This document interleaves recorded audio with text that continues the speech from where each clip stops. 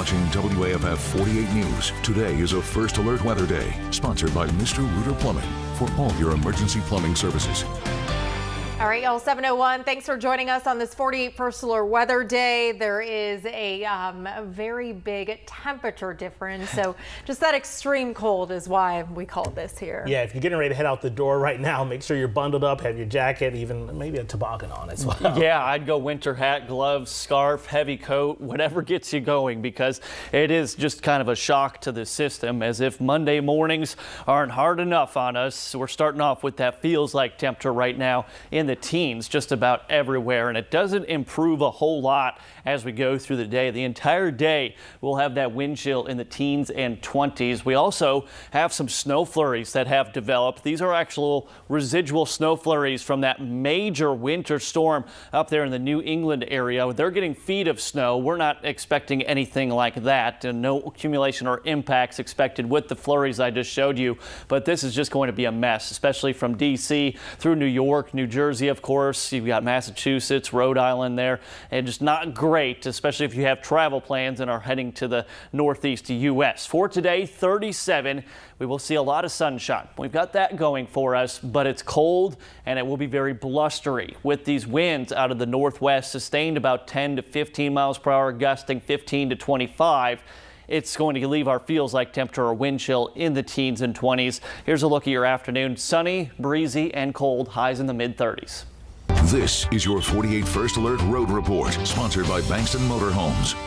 All right, we have a crash in Hartselle this morning. This popped up about 10 minutes ago. So this is on Highway 36 at New Cut Road. I'll zoom in here. It doesn't really seem to be causing any delays, at least not on 36 there. So we'll keep our eyes on that and keep you posted. In Russellville, still seeing this slow down here on 243 in both directions, or 243. So just be aware of that. Drive times right now, Decatur to Huntsville about 24 minutes, Hampton Cove to Huntsville about 14. Well, 7:03 this morning, and right now neighbors and friends are still in shock after a nearly 4-hour police standoff that happened in Huntsville. Yeah, police were called to a West Huntsville neighborhood for a domestic situation involving a woman and 3 children. When they arrived, they heard gunshots coming from inside that house. Now, the children did make it out safely. Now, once the kids were safely out, police found a woman dead inside the home. They believe she died from a self-inflicted gunshot wound. This morning, we're hearing from neighbors about that hours-long standoff. Authorities first got the call around 9:30 Saturday night. Residents say police were out in full force, knocking on their doors and telling them to stay inside. One resident says she knew the woman who was found dead. She even got a call from her shortly before police arrived. I was very shocked. I don't believe it. I tried to call her. She did not answer me. My feel is not good because I lost my friend. Now, Huntsville police tell us this was an isolated situation. The identity of the woman who died has not been released. Well, right now, Florence police need your help finding the people involved in a Sunday morning shooting. 2 people had to be airlifted to the hospital. Florence police tell us this happened near the intersection of Huntsville Road and Richard Street. That's near the Broadway Recreation Center. Now, police believe the shooting stemmed from a fight between multiple groups of people. Authorities are currently interviewing anyone who might have been involved. They're also reviewing some surveillance cameras that were in the area. If you have any information related to this case, you're asked to call Florence police. And this morning, we're also asking Huntsville police for the name of the man who was found dead in a pond in Mid-City. That man's body was discovered on Saturday afternoon along Nunessay Drive near Sanderson Street.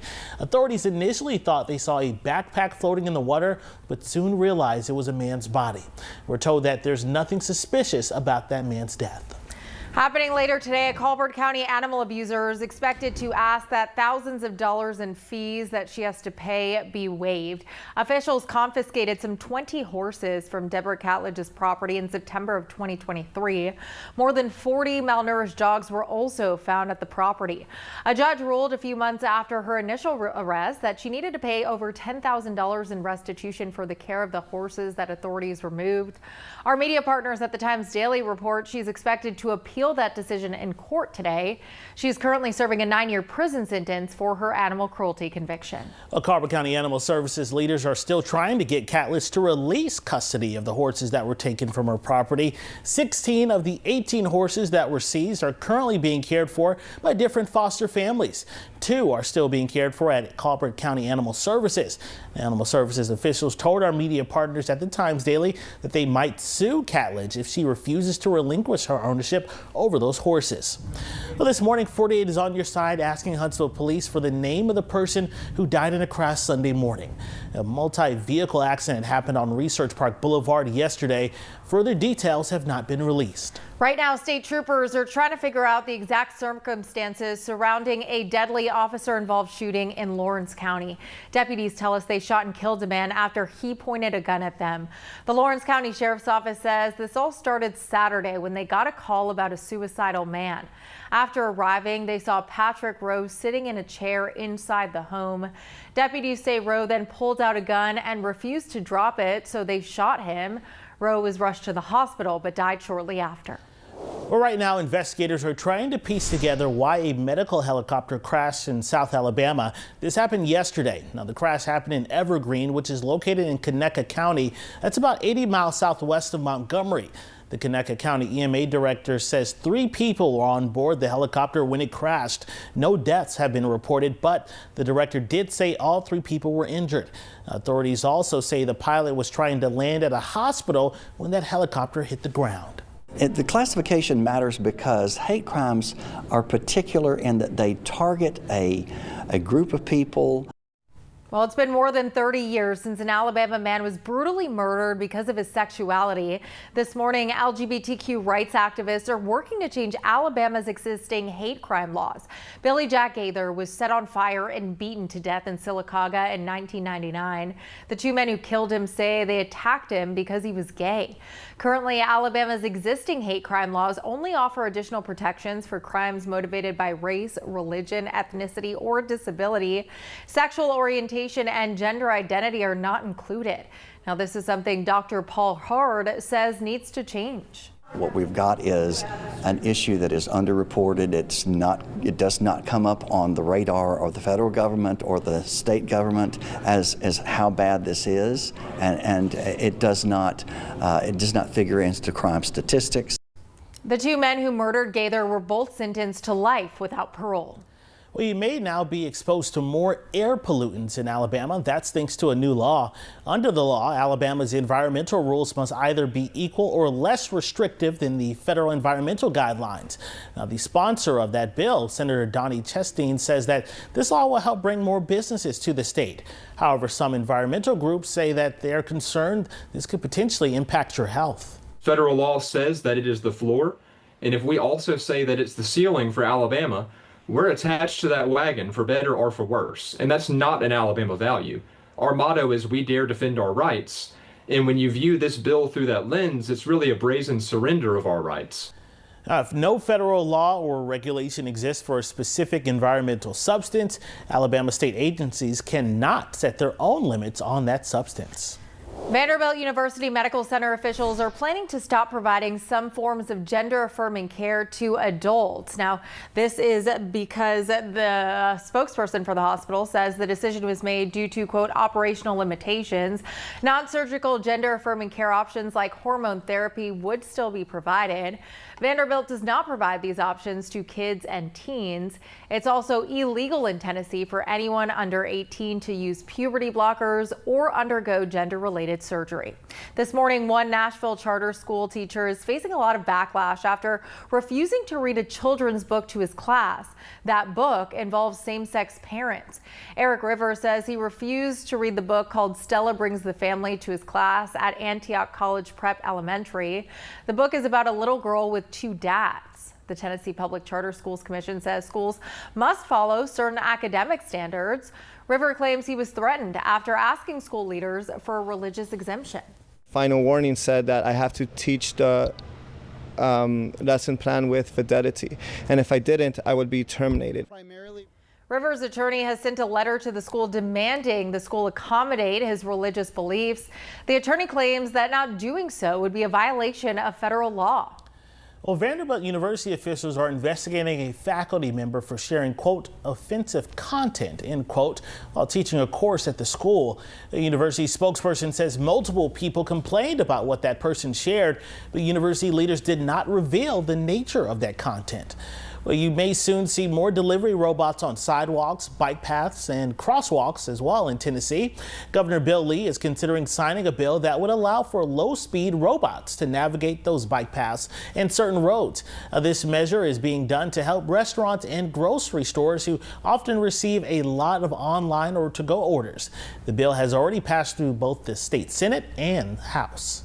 Well, happening tomorrow, students at Lauderdale County High School and Lauderdale County Elementary School will be released early. That's because the Lauderdale County High School boys and girls basketball teams are both playing Mars Hill in a playoff game.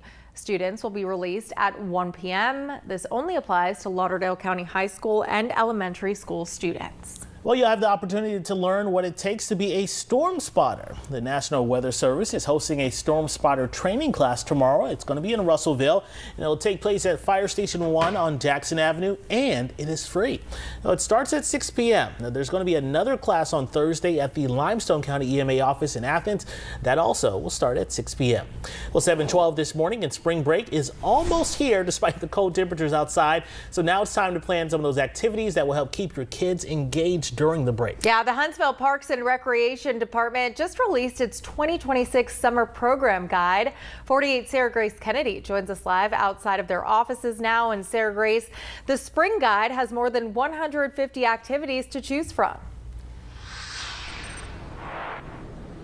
But whether you want to play sports or try new hobbies, this guide has options for everyone. And one of the best parts about the guide is that there's so many free activities to choose from. And right now, most of the spring break camps are full, but full-day camps and our camps still have some openings. James Gotze with Huntsville Parks and Recreation recommends contacting your local recreation center to see what spring camps are still available. The guide also includes many citywide events for the whole family to enjoy, including the Easter Extravaganza, Her Power Walk, and an annual Kite Day Festival. Gossett says that offering free activities helps families get more involved in the community. I think we focus on quality of life for the citizens of Huntsville. And by having most of them free, that allows people to figure out what it is they want to be involved in and choose a recreation center that's close to them and go participate in an activity.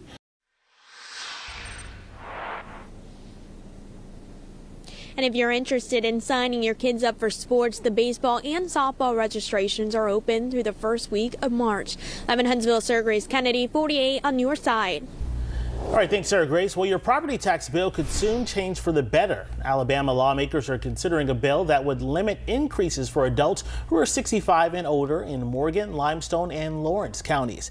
Now, people who are older than 65 are already exempt from paying state property taxes, but they often are not exempt from local property taxes.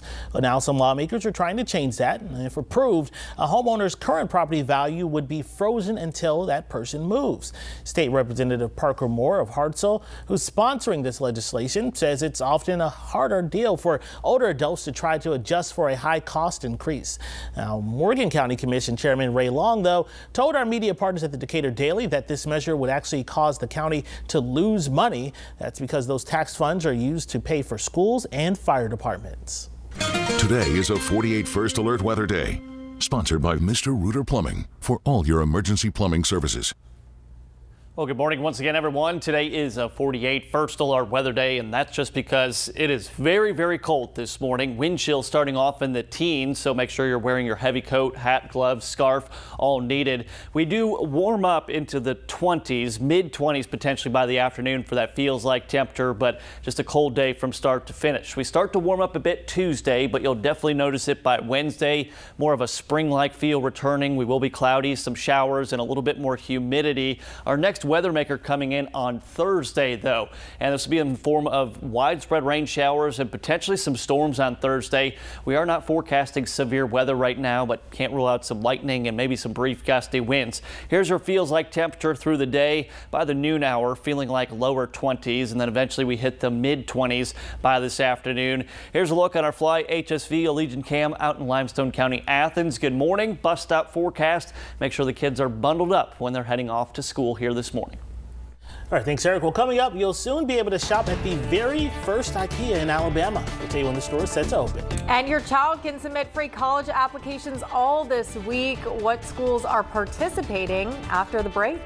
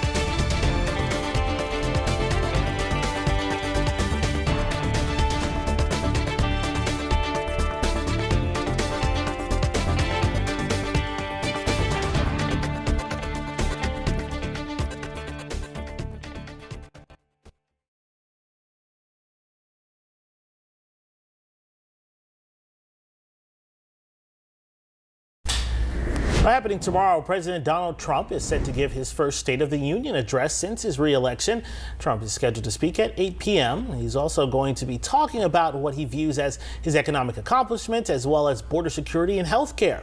Several key Democratic leaders are planning to boycott Trump's address.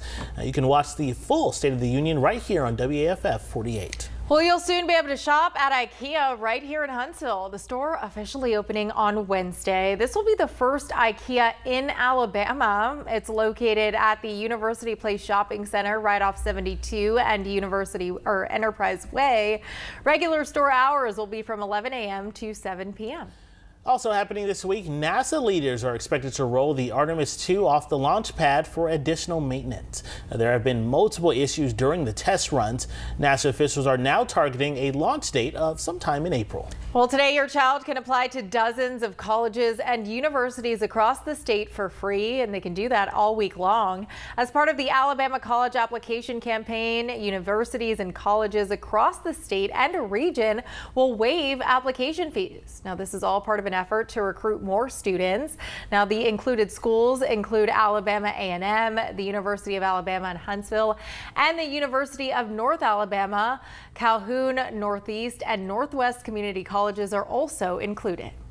Today is a 48 First Alert Weather Day, sponsored by Mr. Reuter Plumbing for all your emergency plumbing services.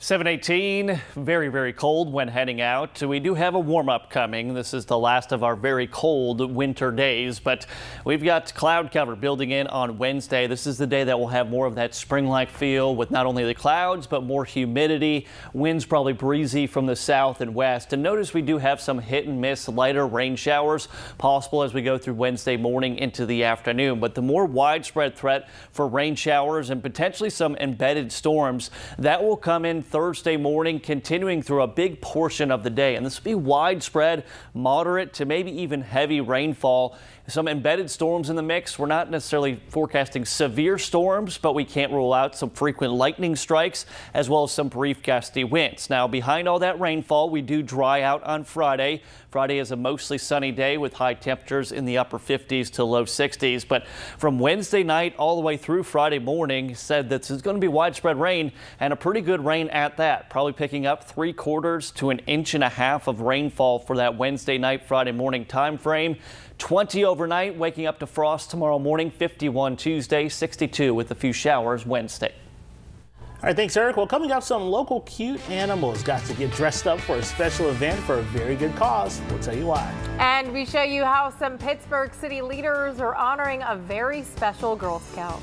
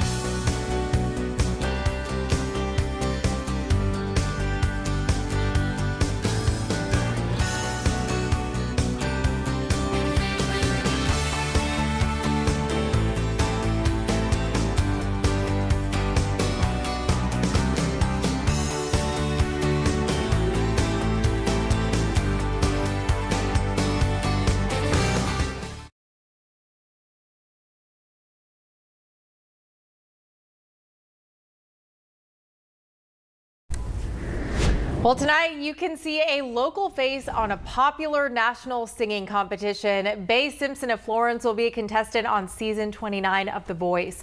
Our partners at the Times Daily report that Simpson started his songwriting journey at just 8 years old. Simpson says his parents inspired him after making an impact in the Shoals music community. He says he was given the opportunity to get on the show after a casting director reached out to him. You can watch The Voice right here tonight on WAFF at 8 p.m. Well, covering your community in Huntsville now, where dozens of furry friends took part in an annual pet parade. The Paw Parade kept the Mardi Gras spirit alive at Mid-City yesterday, with dogs of all shapes and sizes taking part. They were decked out in their best Mardi Gras themed attire. There was also a costume contest, and proceeds from the event will go to Notorious DOG, which is a local dog rescue. Well, now to an update on a story we first brought you last week. Pittsburgh Girl Scout Pim Neal is getting her own day named after her. Now, Pim went viral after selling more than 100,000 boxes of cookies. She even sold 20,000 in just one day. Now, she got to sell some of her cookies at the mayor's office on Friday. The mayor then honored her hard work by declaring it Pim Neal Day. I think it's an amazing story, and I think, meeting her today, it shows how, energetic she is, but also to sell that many cookies is an amazing feat. And obviously she's a great salesperson, not only for herself, but also for Pittsburgh.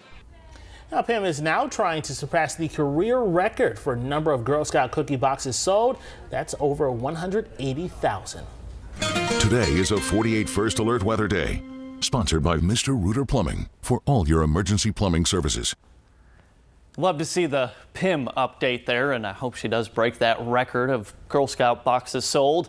Well, here's our wind chill right now. It is cold, right? Wind chill is in the teens and 20s at the moment, and that's basically where we're going to stay for the entirety of your Monday through the morning into the afternoon. Might have a wind chill about 25 by 3-4 o'clock. We've actually got some snow flurries showing up here, and these are just kind of residual wrap-around snow flurries moving through parts of Kentucky into Tennessee, but the biggest impacts definitely up there in the New England area. They've got blizzard conditions, whiteout, visibility a quarter mile or less. On top of that, places picking up over a foot of snow. So big travel impacts. Our winds today stay blustery, gusting 15 to 25 miles per hour. We will be sunny as we go through the afternoon. For tonight, the winds will die down, will be mostly clear. We are expecting a pretty heavy frost for Tuesday morning. Despite the cold start tomorrow morning, looks good for the afternoon. Sunny, high of 51, 62, a few showers Wednesday, and then our most active day of the week coming on Thursday with widespread rain and potentially a few storms in the mix too. All right, even with that rain looking out in the forecast right now, I will say I'm glad to see it's a little bit warmer this morning. Yeah, just yesterday and today kind of the cold days, but we warm right back up. Yeah. All right, y'all, have a great rest of your day. We will be on air with more news, weather, and traffic throughout the morning. Have a good one.